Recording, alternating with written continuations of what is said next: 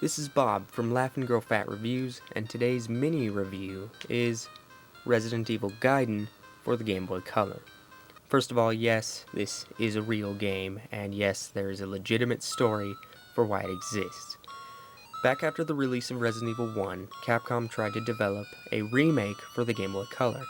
It actually looked pretty well done for a Game Boy Color game, and Yuriofwind has a video about it, so if you want to check it out, there will be a link in the description.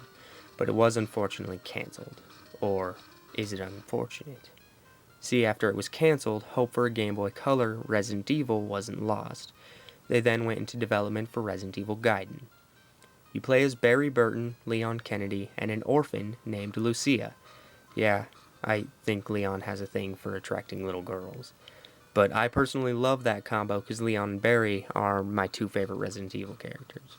Now, Resident Evil Gaiden is not canon, just to be clear, and it takes place, well, I'm not entirely sure when it takes place, but it's on a cruise ship, and the plot is virtually non-existent except for a plot twist at the end, so yeah. The game actually plays a lot like a traditional Resident Evil, and as far as normal gameplay, it's pretty much a 2D version. You still run around the ship collecting items that let you access different areas, and you kill a plethora of zombies along the way. The battle system, however, is where things differ.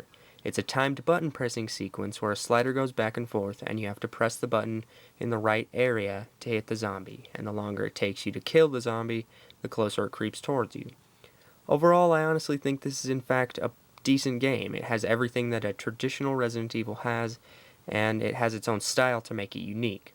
So we never did get that Resident Evil 1 remake for the Game Boy Color, but I'm pretty glad that we got this game. Resident Evil Gaiden gets 8 little girls out of 10.